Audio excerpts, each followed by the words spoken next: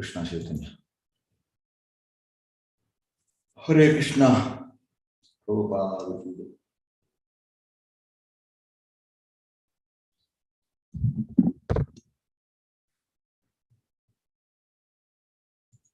ಹರೇ ಕೃಷ್ಣ. ಎಲ್ಲರಿಗೂ ಸ್ವಾಗತ. ಶ್ರೀಮದ್ ಭಾಗವತಂ 2ನೇ ಸ್ಕಂದ 9ನೇ ಅಧ್ಯಾಯ ಶ್ಲೋಕ 8.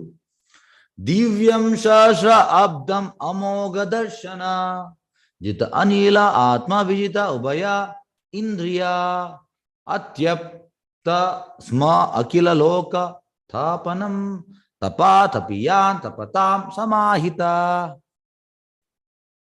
ಅನುವಾದ: ದೇವಮಾನದ ಪ್ರಕಾರ ಬ್ರಹ್ಮದೇವನು 1000 ವರ್ಷಗಳ ಕಾಲ ತಪಸ್ಸನ್ನು ಆಚರಿಸಿದ.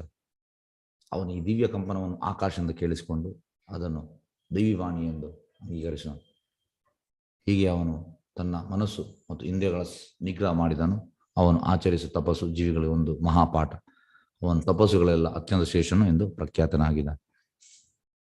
ಎಸ್, ದೇವಮಾನದ ಪ್ರಕಾರ ಅಂದರೆ ನಮ್ಮ ಪ್ರಕಾರ ಅಲ್ಲ, ನಮ್ಮ 1000 ಅಲ್ಲ, ಅದು ಇಲ್ಲಿ ಕ್ಯಾಲ್ಕುಲೇಷನ್ ಕೊಟ್ಟಿದ್ದಾರೆ. ಅಂದರೆ 1 celestial year is equal to 6 into 30. 6 ಅಂದರೆ ದೇವತೆಗಳ ಒಂದು ದಿನ. ನಮ್ಮ 6 ತಿಂಗಳು 6 months ಈ ಅವರ ಒಂದು ದಿನ, ಮತ್ತೆ 6 months ಅವರ ರಾತ್ರಿ. ಈಗದ್ದು ದಿನ ಅವ್ರದ್ದು. ಉತ್ತರಾಯಣ ದಕ್ಷಿಣಾಯಣ ಉಂಟಲ್ಲ, ಹಾಗಾಗಿ ಫಸ್ಟ್ 6 months ದಿನ ಮತ್ತೆ ರಾತ್ರಿ ಅವ್ರದ್ದು. ಹಾಗೆ ಆ ಪ್ರಕಾರ 1000 ವರ್ಷಗಳ ತಪಸ್ಸನ್ನು ಆಚರಿಸಿದ. ಅವನು ಈ ದಿವ್ಯ ಕಂಪನವನ್ನು ಆಕಾಶನ ಕೇಳಿಸಿಕೊಂಡು ಅದನ್ನು ದೈವಿವಾಣಿ ಎಂದು ಅಂಗೀಕರಿಸಿದನು. ಅವನಿಗೆ ಕೇಳಿತು ಯಾವುದು? ತ ಪ ತ ಪ. ಹೀಗೆ ಅವನು ತನ್ನ ಮನಸ್ಸು ಮತ್ತು ಇಂದ್ರಿಯಗಳ ನಿಗ್ರಹ ಮಾಡಿದನು. ನೋಡಿ, ಮನಸ್ಸು ಮತ್ತು ನಿಗ್ರಹ ಮಾಡಲಿಕ್ಕೆ ಯಾವುದು ಬೆಸ್ಟ್? ಪ್ರೊಪರ್ ಲಾಸ್ಟ್ ಪ್ಯಾರಾದಲ್ಲಿ ಹೇಳ್ತಾನೆ, ಬೆಸ್ಟ್ ಪ್ರೊಸೆಸ್ ಅಂತಂದ್ರೆ ಕೃಷ್ಣ ಪ್ರಜ್ಞೆ. ಅವನು ಆಚರಿಸಿದ ತಪಸ್ಸು ಜೀವಿಗಳಿಗೆ ಒಂದು ಮಹಾಪಾಠ. ನಾವು ಇದನ್ನು ಕಲಿಬೇಕು. ನಮ್ಗೆ ಇದೆಲ್ಲ ಎಕ್ಸಾಂಪಲ್ ಯಾಕೆ? ನಾವು ಇದರಿಂದ ಕಲಿಲಿಕ್ಕೆ, ನಮಗೆ ಬ್ರಹ್ಮ ಆಗ್ಲಿಕ್ಕೆ ಆಗುದಿಲ್ಲ, ಆದರೆ ಬ್ರಹ್ಮ ಮಾಡಿದ ಅನನ್ಯ ಭಕ್ತಿಯಲ್ಲಿ ನಮ್ಗೆ ಸ್ವಲ್ಪ ನಾವು ಡಿಸೈರ್ ಮಾಡಬೇಕು, ನಮ್ಗೆ ಇಚ್ಛೆ ಇರಬೇಕು. ಹಾಗೆ ನಾನು ಸ್ವಲ್ಪ ಭಕ್ತಿ ಮಾಡ್ತೇನೆ, ಸ್ವಲ್ಪ ಅದು ತಪಸ್ಸು ಮಾಡ್ತೇನೆ. ಬ್ರಹ್ಮನಾಗೆ ಆಗ್ಲಿಕ್ಕಿಲ್ಲ, ಅದು ಸ್ವಲ್ಪ ಅದು ಮಾಡ್ತೇನೆ. ಅವನ ತಪಸ್ಸುಗಳಲ್ಲಿ ಅತ್ಯಂತ ಶ್ರೇಷ್ಠನು ಎಂದು ಪ್ರಖ್ಯಾತನಾಗಿದ್ದಾನೆ.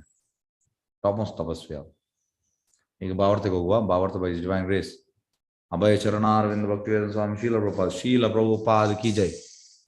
ಬ್ರಹ್ಮದೇವನಿಗೆ ತಪ ಎಂಬ ನಿಗೂಢ ಶಬ್ದ ಕೇಳಿಸಿತು.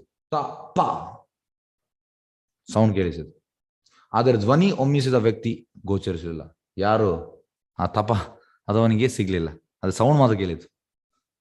ಆದರೂ ಅವನು ಈ ಉಪದೇಶ ತನಗೆ ಪ್ರಯೋಜನಕಾರಿ ಎಂದು ಅಂಗೀಕರಿಸಿ 1000 ದಿವ್ಯ ವರ್ಷಗಳ ಕಾಲ ತಪಸ್ಸನ್ನು ಮಗ್ನ. ಅದಕ್ಕೆ ಕೃಷ್ಣ ಕೂಡ ಹೇಳುವಂಥದ್ದು ಭಗವದ್ಗೀತೆಯಲ್ಲಿ, ಮಯ್ಯಾಸಕ್ತ ಮನೋಪಾರ್ಥ ಯೋಗಂ ಯುಂಜ ಮದಾಶ್ರಯ ಅಸಂಶಯಂ ಸಮಗ್ರಮಂ ಯಥಾಜ್ಞಾಶ ತತ್ಸುಣು. ಕೇಳಬೇಕು. ಬ್ರಹ್ಮಗೆ ಕೇಳಿದ ತಾಪ.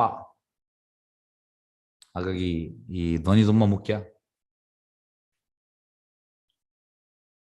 1000 ದಿವ್ಯ ವರ್ಷಗಳ ಕಾಲ ತಪಸ್ಸಿನಲ್ಲಿ ಮಗ್ನನಾದ. 1 ಕಾಲ ದಿವ್ಯ ವರ್ಷ. ದೇವಮಾನದ 1 ವರ್ಷವು ನಮ್ಮ 360 ವರ್ಷಗಳ ಸಮ. ನಮ್ಮ 360 ವರ್ಷ ದೇವಮಾನದ 1 ವರ್ಷ. ಅವನು ಈ ಶಬ್ದವನ್ನು ಅಂಗೀಕರಿಸಿದ್ದಕ್ಕೆ ಭಗವಂತನ ಪ್ರಕಾರ ಪ್ರಕೃತಿಯನ್ನು ಕಂಡ ಅವನ ಪರಿಶುದ್ಧ ದೃಷ್ಟಿಕೋನ ಕಾರಣ ಅಂತ ಹೇಳ್ತಾರೆ ಇಲ್ಲಿ. ಅವನು ಆ ಶಬ್ದವನ್ನು ಅಂಗೀಕರಿಸಿದ್ದಕ್ಕೆ ಭಗವಂತನ ಪರತರ ಪ್ರಕೃತಿಯನ್ನು ಕಂಡ ಅವನ ಪರಿಶುದ್ಧ ದೃಷ್ಟಿಕೋನವೇ ಕಾರಣ. ಪ್ರಕೃತಿ ತನ್ನ ಸರಿಯಾದ ದೃಷ್ಟಿಯಿಂದಾಗಿ ಅವನಿಗೆ ಭಗವಂತ ಮತ್ತು ಅವನ ಉಪದೇಶ 2 ನಡುವೆ ಭೇದ ತೋರಲಿಲ್ಲ. ನೋಡಿ, ಈಗ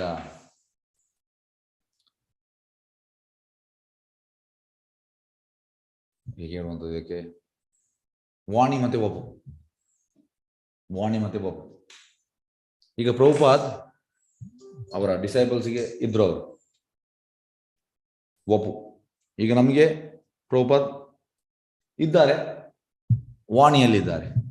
ಒಪ್ಪು ಅಂದ್ರೆ ಫಿಸಿಕಲ್ ಪ್ರೆಸೆನ್ಸ್.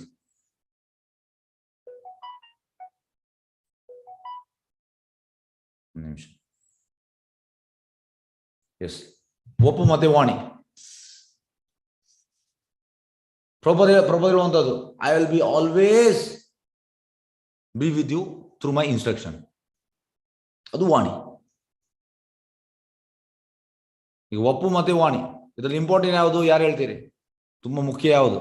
ವಾಣಿ ಇಂಪಾರ್ಟೆಂಟ್, ಒಪ್ಪು ಇಂಪಾರ್ಟೆಂಟ್? ಸರಿ ಕೃಷ್ಣ. ವಾಣಿ ಗುರುಜಿ. ಯಾಕೆ ವಾಣಿ ಇಂಪಾರ್ಟೆಂಟ್? ಯಾಕೆ? ಎಸ್, ಯಾರು ಹೇಳ್ತೀರಿ? ವಾಣಿ ಯಾವಾಗ್ಲೂ ಇರ್ತದೆ ಪ್ರಭುಜಿ, ಒಪ್ಪು ಸ್ವಲ್ಪ ಕಾಲ ಮಾತ್ರ ಇರ್ತದೆ, ನಿರ್ದಿಷ್ಟ ಕಾಲ ಅಷ್ಟೇ ಇರುತ್ತೆ. Okay, yes. ಅದು ಎಲ್ಲರಿಗೂ ಸಿಕ್ಕುದಿಲ್ಲ ಒಪ್ಪು. Yes yes. ಹಾಗಾಗಿ ವಾಣಿ ತುಂಬಾ ಇಂಪಾರ್ಟೆಂಟ್, ಒಪ್ಪು ಅಲ್ಲ. ಹಾಗೆ ಇಲ್ಲಿ ಅಂತ ಹೇಳುವಂಥದ್ದು, ತನ್ನ ಸರಿಯಾದ ದೃಷ್ಟಿಯಿಂದ ಅವನಿಗೆ ಭಗವಂತ ಮತ್ತು ಅವನ ಈ ಉಪದೇಶದ ಎರಡು ನಡುವೆ ಭೇದ ತೋರಲಿಲ್ಲ. ಅವನಿಗೆ ಭಗವಂತ ಮತ್ತು ಅವನ ಉಪದೇಶ, ಭಗವಂತ ಒಪ್ಪು, ಅವನ ಉಪದೇಶ ವಾಣಿ, ಅದರಲ್ಲಿ ಅವನಿಗೆ ಭೇದ ತೋರ್ಲಿಲ್ಲ. ಹಾಗೆ ಪ್ರಬೋಧಗಳು I will live in my instruction. ಈಗ ಭಾವಾರ್ಥದಲ್ಲಿ ನಾವು ಈಗ ಬೆಳಿಗ್ಗೆ ನಾವು ಈಗ ನೋಡಿ ಒಂದು ಪ್ರಬೋಧ ಹೇಳುವಂಥದ್ದು ಕ್ವಾಂಟಿಟಿ ಇಂಪಾರ್ಟೆಂಟ್ ಅಲ್ಲ, ಪ್ರಬೋಧಗಳು ಒಂದು ಕ್ವಾಲಿಟಿ. ಈಗ ನನಗೆ ಮಾಡ್ಬೋದು ಬೆಳಿಗ್ಗೆ ಪಟ್ ಅಂತ ಒಂದು 4 ಭಾವಾರ್ಥ ಓದ್ಬೋದು. ಏನಾದ್ರು ಪ್ರಯೋಜನ ಉಂಟು 4 ಭಾವಾರ್ಥ ಓದಿ ಡೈಲಿ? ಅದಕ್ಕೆ ರೀಡಿಂಗ್ ಹೇಳ್ತಾರೆ, ಕ್ಲಾಸ್ ಬೇರೆ ರೀಡಿಂಗ್ ಬೇರೆ. ಎಸ್, 4 ಭಾವಾರ್ಥ ಡೈಲಿ ಓದಿದ್ರೆ ನಮ್ಮ ಬೇಗ ಆಗ್ತದೆ. 12 ಕ್ಯಾಂಟೋಸ್, ಅದರಲ್ಲಿ ಪ್ರಯೋಜನ ಉಂಟಾ? ಎಸ್, ಅನ್ಮ್ಯೂಟ್ ಮಾಡಿದ್ದೇನೆ, ಉತ್ತರ ಕೊಡಿ. ಇಲ್ಲ ಗುರುಜಿ. ಇಲ್ಲ ಗುರುಜಿ. ಇಲ್ಲ, ಪ್ರಯೋಜನ ಉಂಟು, ಅದರಲ್ಲಿ ಪ್ರಯೋಜನ ಉಂಟು. ಅರ್ಥ ಆಗದೆ ಓದಿದ್ರೆ ಹೇಗೆ? ಅಲ್ಲಲ್ಲ, ಪ್ರಯೋಜನ ಅರ್ಥ ಆಗದಿರಾ ಓದೋದು. ಎಸ್. ಹಾಗಾಗಿ ಪ್ರಭುಪಾದ ಹೇಳುವಂಥದ್ದು ಕ್ವಾಲಿಟಿ, ಕ್ವಾಂಟಿಟಿ ಅಲ್ಲ, ಕ್ವಾಲಿಟಿ ಇಸ್ ಇಂಪಾರ್ಟೆಂಟ್. ಹಾಗಾಗಿ ಭಗವಂತ ಮತ್ತು ಅವನ ಉಪದೇಶ ಎರಡು ಭೇದ ತೋರಲಿಲ್ಲ. ಹಾಗೆ ಪ್ರಭುಪಾದ ಈಗ ನಾವು ಓದುವಂಥದ್ದು ಇದು ಪ್ರಭುಪಾದ, ಇದು ಉಪದೇಶ, ಸ್ಪಿರಿಚುವಲ್ ಎಕ್ಸ್ಟೆಸಿ. ಪ್ರಭುಪಾದ ಇದು ಎಕ್ಸ್ಟೆಸ್ ಇದರಲ್ಲಿ ಉಂಟು. ಪ್ರಭುಪಾದ ಇದು ಭಗವಂತನು ಸ್ವಯಂ ಗೋಚರಿಸದಿದ್ದರೂ ಅವನ ಮತ್ತು ಅವನಿಂದ ಹೊರಹೊಮ್ಮುವ ಶಬ್ದ ನಡುವೆ ಯಾವುದೇ ವ್ಯತ್ಯಾಸ ನೋಡಿ. ಅದಕ್ಕೆ ಈ ಮಂತ್ರ ಟ್ರಾನ್ಸೆಂಡೆಂಟಲ್ ಮಂತ್ರ. ಈಗ ನಾವು ಹೇಳ್ಬೋದು ಕೃಷ್ಣ ನಮಗೆ ಕಾಣುವುದಿಲ್ಲ ಅಂತ, ಮಂತ್ರ ಉಂಟಲ್ಲ, ಮಂತ್ರ ಬೇರೆ ಅಲ್ಲ, ಕೃಷ್ಣ ಬೇರೆ ಅಲ್ಲ. ಎಲ್ಲ ಪೊಟೆನ್ಸೀಸ್ ಆ ಮಂತ್ರದಲ್ಲಿ ಉಂಟು. ನಾವು ಅಫೆನ್ಸ್ಲೆಸ್, ಅಪರಾಧ ಶೂನ್ಯವೆಲ್ಲೋ ಕೃಷ್ಣನ. ಅಪರಾಧ ಶೂನ್ಯ ಹೋಯ್ವೆ. ಅಪರಾಧ ಶೂನ್ಯವೇ ಅಂದ್ರೆ ಅಪರಾಧ ನಮ್ದೀಗ ಅಪರಾಧವೇ, ತುಂಬಾ ಅಪರಾಧ ಉಂಟು. ಅಂದ್ರೆ ಸೂಕ್ಷ್ಮವಾದ ಕೆಲವೊಮ್ಮೆ ನಮ್ಗೆ ಗೊತ್ತಿಲ್ಲ. ಅಂದ್ರೆ ಪ್ರಭುಪಾದ ಹೇಳುವಂಥದ್ದು ಹೇಗೆ ಅಂದ್ರೆ, ಸೀಡ್ ಎಂತಂದ್ರೆ ಆಲ್ರೆಡಿ ಈಗ ಡೆವಲಪಿಂಗ್ ಸ್ಟೇಜಲ್ಲಿ ಉಂಟು. ಒಂದು ಸೀಡ್ ಹೊರಗೆ ಬರುವಂಥದ್ದು, ಅದು ಲೇಟ್, ಅದು ನಮ್ಮ ಮಹಾ ಅಪರಾಧ ಆಗ್ತದೆ ನಮ್ದು. ಹಾಗಾಗಿ ಈಗ ಒಳಗೆಲ್ಲ ನಮ್ದು ಕೆಲವು ಬೀಜಗಳು ಉಂಟು ಎಂತ ಹೇಳುವಂಥದ್ದು, ಅದು ಹೊರಗೆ ಬರಲಿಲ್ಲ. ಹಾಗೆ ಅಂಥದ್ದೆಲ್ಲ ಅಪರಾಧ ಉಂಟು, ಸೂಕ್ಷ್ಮ ಅಪರಾಧ. ನಮ್ಗೆ ಗೊತ್ತಾಗುದಿಲ್ಲ, ನಾವು ಎಣಿಸೋದು ನಾನು ಅಪರಾಧ ಇಲ್ಲ ಅಂತ. ಇಲ್ಲ, ಅಪರಾಧ ಇಲ್ಲದೆ ನಾವು ಜಪ ಮಾಡುವಾಗ ನಮಗೆ ಕೃಷ್ಣ ಪ್ರೇಮ ಸಿಗ್ತದೆ. ಈಗ ನಮ್ಗೆ ಕೃಷ್ಣ ಪ್ರೇಮ ಸಿಗುದಿಲ್ಲ ಅಂದ್ರೆ ನಮ್ದು ಅಪರಾಧ. ಈ 10 ಅಪರಾಧ ನಾವು ಬೆಳಿಗ್ಗೆ ಚಾಂಟ್ ಮಾಡ್ತೇವೆ, 10 ಅಪರಾಧ, 10 offenses ನಾವು ಬೆಳಿಗ್ಗೆ ಚಾಂಟ್ ಮಾಡ್ತೇವೆ. The following are the 10 offenses to be avoided while chanting the holy name of the Lord. ಯಾವ್ದು? First offense to blaspheme the devotees, ಭಕ್ತರನ್ನು ನಿಂದಿಸುವಂಥದ್ದು. who have dedicated the life, ಯಾರು ಕೃಷ್ಣನಿಗೆ ಡೆಡಿಕೇಟ್ ಮಾಡಿದೆ, ಅದು ಅಪರಾಧ. Second, to consider demigods like lord Brahma or lord Shiva. Brahma ಮತ್ತೆ ಶಿವ ಅವರು top most ದೇವತೆ, ಅವರನ್ನು to consider lord Brahma lord Shiva to be equal to ಕೃಷ್ಣನ್ಗೆ, ಈಕ್ವಲ್ ಆರ್ ಇಂಡಿಪೆಂಡೆಂಟ್ ಈಸ್ ಅಪರಾಧ. ಅದು ಕೂಡ ಅಪರಾಧ. ನಾವೆಂತ ಎಣಿಸೋದು ನಮ್ಗೆಲ್ಲ ದೇವರು ಒಂದೇ, ಅದು ಕೂಡ ಒಂದೇ, ಇದು ಕೂಡ ಒಂದೇ. ಹಕ್ಕಿಯಿಂದ ಎಲ್ಲ ಆಗುವಂಥದ್ದು, ಇಡ್ಲಿ ಆಗುವಂಥ, ದೋಸೆ ಆಗುವಂಥ ಎಲ್ಲ ಒಂದೇ, ಅಲ್ಲ, ಅದು ಅಪರಾಧ. ಮತ್ತೆ 3ನೇ ಅಪರಾಧ, to disobey orders of spiritual master. Prabhupad spiritual master, ಅವರ ಆರ್ಡರ್ಸ್ ನಾವು ಡಿಸೋಬೇ ಮಾಡುವಂಥದ್ದು. ಪ್ರಭುಪಾದ್ ಕೆಲವು ಇನ್ಸ್ಟ್ರಕ್ಷನ್ ಹೇಳಿದ್ದಾರೆ, ಅದನ್ನು ಡಿಸರ್ವ್ ಮಾಡೋದು. And considering ordinary person, yes, Prabhupada ನಮ್ಮ ಲೆವೆಲ್ಗೆ ತರುವಂಥದ್ದು. ನಾವು ಕೂಡ ಅಂದ್ರೆ ಸೇಮ್ ಪ್ರಭುಪಾದ ಲೆವೆಲ್. ಮತ್ತೆ ನಾಲ್ಕನೇದು to blossom the Vedic literature literature persons of Vedic version, ಅದನ್ನು ನಿಂದನೆ ಮಾಡುವಂಥದ್ದು ಶಾಸ್ತ್ರವನ್ನು. Fifth to consider Hare Krishna to be imagination, ಇದು ಅವರದು ಜಸ್ಟ್ ಒಂದು ಕಾಲ್ಪನಿಕ. Sixth to commit sinful activities on strength of holy name, ಜಪ ಮಾಡೋದು ತಪ್ಪು ಕೂಡ ಮಾಡೋದು. Seventh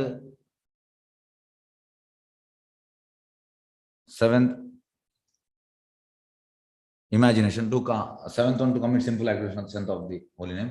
Eighth offense to consider Hare Krishna mantra as one of the auspicious ritual activities.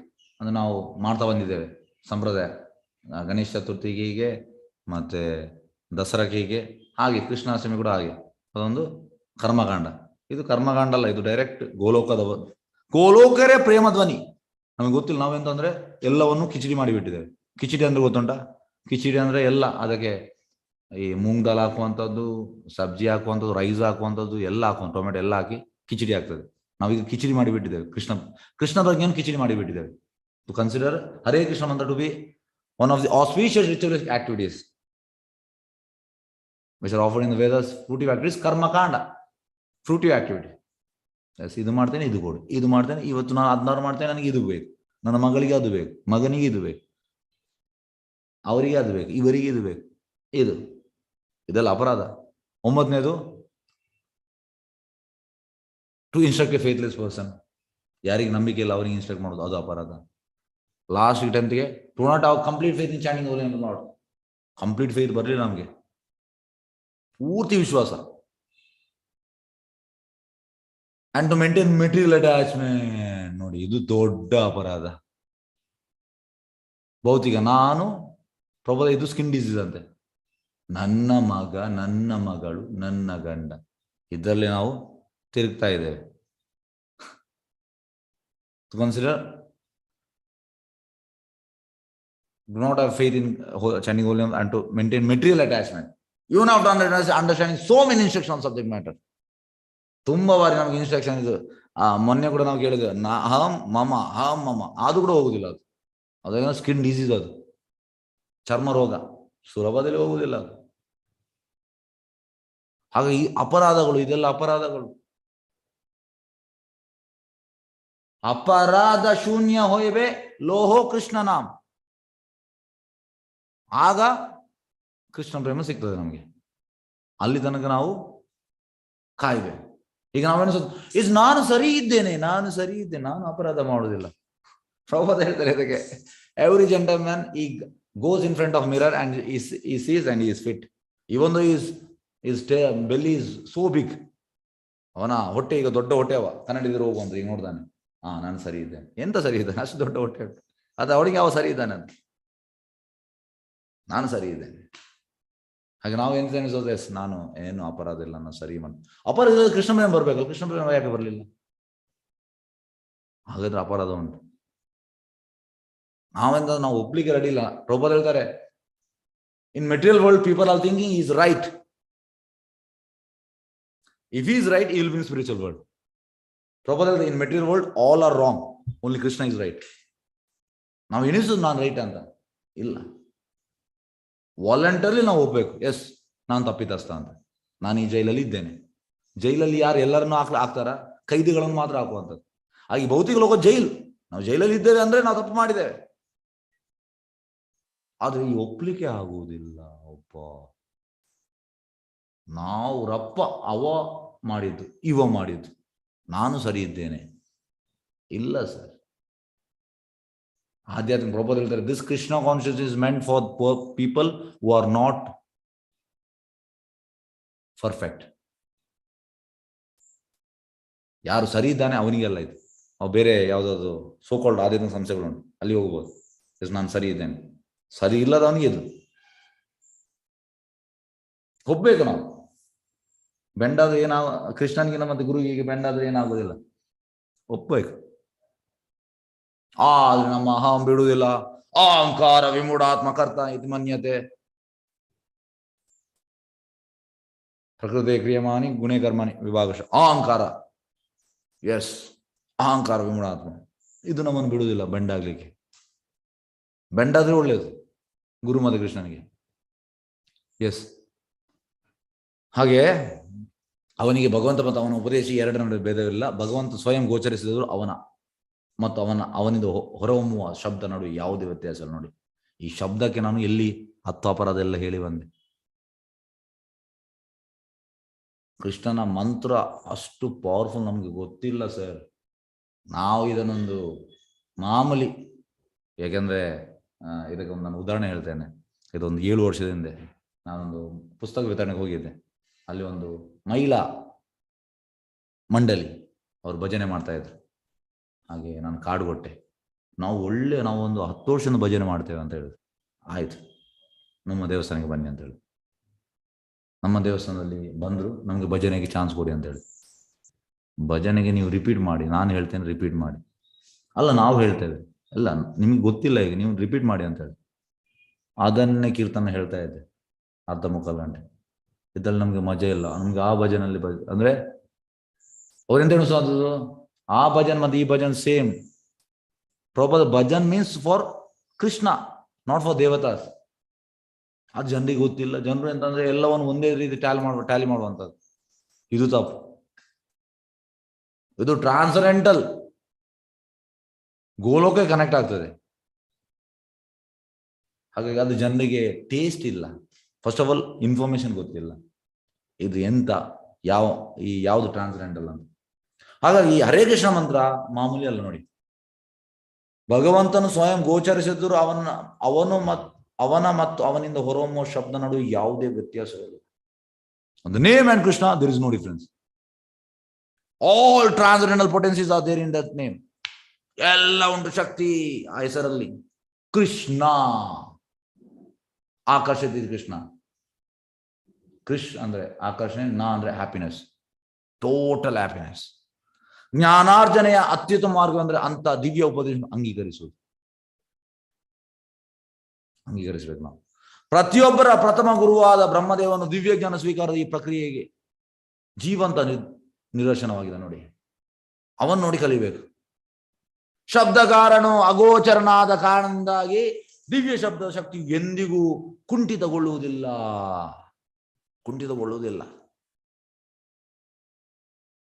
ಯಾರೆಲ್ಲ ಜಪ ಮಾಡ್ತಾ ಇಲ್ಲ ಸ್ಟಾರ್ಟ್ ಮಾಡಿ ದಯವಿಟ್ಟು.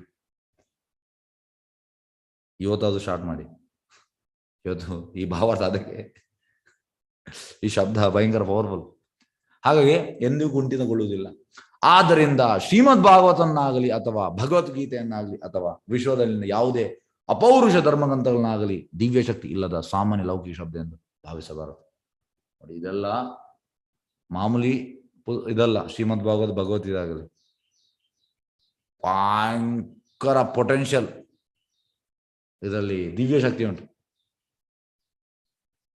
ಲೌಕಿಕ ಶಬ್ದ ಅಂತ ನಾವು ಭಾವಿಸಬಾರ್ದು. ನೋಡಿ, ಯಾರೊಬ್ಬರು ದಿವ್ಯ ಶಬ್ದವನ್ನು ಸರಿಯಾದ ಮೂಲ ಸ್ವೀಕರಿಸಬೇಕು. ಸರಿಯಾದ ಮೂಲ, ಅದನ್ನು ನಿಜವೆಂದು ಅಂಗೀಕರಿಸಬೇಕು ಮತ್ತು ಯಾವುದೇ ಹಿಂಜರಿಕೆ ಇಲ್ಲದೆ ಉಪದೇಶ ಆಚರಿಸಬೇಕು. ಇದು ಮೇನ್ ಆಚರಿಸುವಂಥದ್ದು. ಅಪ್ಲಿಕೇಶನ್ ನಮಗೆ ಆಚರಣೆ ಮಾಡಲಿಕ್ಕೆ ಹಿಂದೆ ಮುಂದೆ. ನಾವೀಗ ಅಂಗೀಕರಿಸಲು ಕೂಡ ಅಂದ್ರೆ ನಾವು 108 ಯೋಚನೆ ಮಾಡ್ತೇವೆ, ಎಂತ ಮಾಡ್ಬೇಕಂತ. ಇಮಿಡಿಯೇಟ್ ಆಚರಣೆ ಮಾಡಬೇಕು.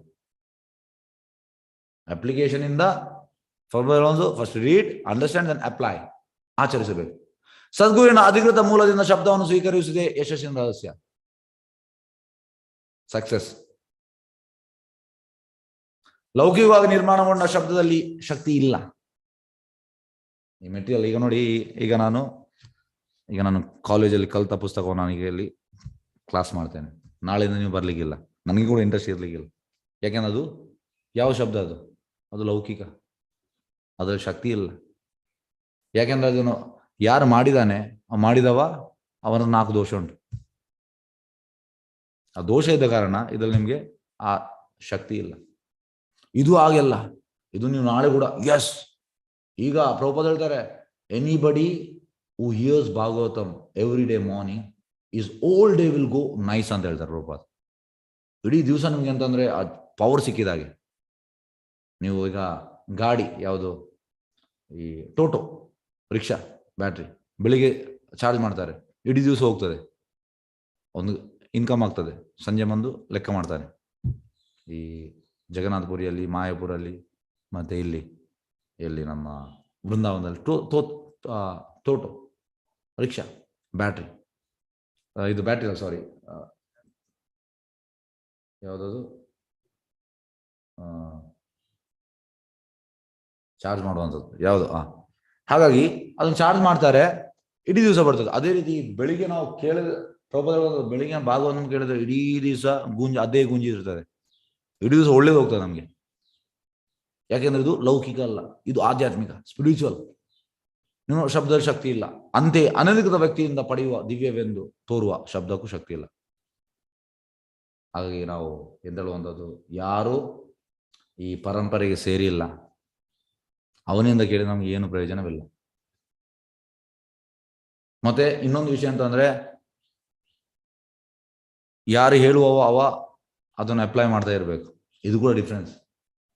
ಹೇಗೆಂದ್ರೆ, ನಾನು ನಿಮಗೆ ಹೇಳೋದು, ನಾನು ಸೇವ್ ಮಾಡ್ತಾ ಇಲ್ಲ, ನನ್ನಲ್ಲಿ ಅಂದ್ರೆ ನಾನು ಜಸ್ಟ್ ಹೇಳೋದು ಮಾತ್ರ ಕ್ಲಾಸ್, ಅದೇನು ರಿಫಾರ್ಮ್ ಆಗೋದಿಲ್ಲ. ಚೂರು ಕೂಡ ಒಂದು ಇಂಚು ಕೂಡ ಚೇಂಜ್ ಆಗೋದಿಲ್ಲ. ಇದುಂಟು ಅಂತ ಹೇಳಿ ಒಂದು ನಮಗೆ ಫಲ ಉಂಟು ಶಾಸನ ಓದಿದ, ಆದ್ರೆ ರಿಫಾರ್ಮ್ ಆಗ್ಬೇಕಲ್ಲ. ಇನ್ನೊಬ್ಬನಿಗೆ ರಿಫಾರ್ಮ್ ಆಗ್ಬೇಕಿದ್ರೆ ನಾವು ಫಸ್ಟ್ಗೆ ಅದನ್ನು ಪ್ರಾಕ್ಟೀಸ್ ಮಾಡ್ಬೇಕು, ಆನ್ ಮಾಡಿ ಮತ್ತೆ ನಾನು ಹೇಳ್ಬೇಕು, ಆಗದು ಒಳ್ಳೇದೇ ಇರ್ತದೆ. ಇಲ್ಲದೇ ಇಲ್ಲ. ವ್ಯಕ್ತಿಯಿಂದ ಪಡೆಯುವ ದಿವ್ಯವೆಂದು ತೋರುವ ಶಬ್ದಕ್ಕೆ ಶಕ್ತಿ ಇಲ್ಲ. ಅಂತ ದಿವ್ಯ ಶಬ್ದವನ್ನು ಅರಿತುಕೊಳ್ಳಲು ಅರ್ಹತೆ ಹೊಂದಿರಬೇಕು. ನೋಡಿ, ಅರ್ಹತೆ ಇರಬೇಕಂತೆ. ವಿವೇಚನಾನುಸಾರ ಅಥವಾ ಅದೃಷ್ಟವಶಾತ್ ಯಾರಿಗಾದರೂ ಸದ್ಗುರುವಿನಿಂದ ದಿವ್ಯ ಶಬ್ದವನ್ನು ಸ್ವೀಕರಿಸುವುದು ಸಾಧ್ಯವಾದಲ್ಲಿ ಅವರ ಮುಕ್ತಿಪಥ ಖಚಿತವಾದಂತೆ. ಬ್ರಹ್ಮದೇವರು ತಮ್ಮ ಸದ್ಗುರುವಾದ ಸ್ವಯಂ ಭಗವಂತನ ಉಪದೇಶ ಕಾರ್ಯಗತ ಮಾಡಿದಂತೆ ಸದ್ಗುರುವಿನ ಆದೇಶವನ್ನು ಪಾಲಿಸುವುದು ಒಂದೇ ಶಿಷ್ಯನ ಕರ್ತವ್ಯ. ಸದ್ಗುರುವಿನ ಆದೇಶವನ್ನು ಸಂಪೂರ್ಣ ಶ್ರದ್ಧೆಯಿಂದ ಕಾರ್ಯಗತಗೊಳಿಸುವುದೇ ಯಶಸ್ಸಿನ ರಹಸ್ಯ. ಯಶಸ್ಸು ನಿಮಗೆ ಸಿಗಬೇಕಿದ್ರೆ ನೀವು ಫಾಲೋ ಮಾಡಿ. ಪ್ರಭುಪಾದ ಹೇಳಿದನ್ನು ನಾವು ಫಾಲೋ ಮಾಡ್ತಾ ಹೋದ್ರೆ ನಮ್ಗೆ ಸಕ್ಸಸ್ ಗ್ಯಾರಂಟಿ. ಪರಂ ವಿಜಯತೆ ಶ್ರೀಕೃಷ್ಣ ಸಂಕೀರ್ತನ, ವಿಜಯ ಗ್ಯಾರಂಟಿ. ಸಿಂಪಲ್ ಎಂತ ಮಾಡ್ಬೇಕು ನಾವು, ಈಗ ನಮ್ಗೆ ಗೊತ್ತಿಲ್ಲ ಪ್ರಭುಪಾದ ಇನ್ಸ್ಟ್ರಕ್ಷನ್ ಅಂತ ಯಾರಿಗೆ ಗೊತ್ತುಂಟು ಅವನಿಂದ ತಿಳಿಬೇಕು ಅಷ್ಟೇ. ಮತ್ತೆ ನಿಮ್ಮ ಎಲ್ಲ ಸಮಸ್ಯೆಗೆ ಪ್ರಭುಪಾದಿದ್ದು ಪರ್ಪಟಲ್ಲಿ ಉತ್ತರ ಉಂಟು. ಈ ಭಗವದ್ಗೀತೆ ಆಗಲಿ, ಭಾಗವತಂ ಆಗಲಿ, ಚೈತನ್ಯ ಚರಿತಾಮೃತ ಆಗಲಿ, these are all transcendental purpose.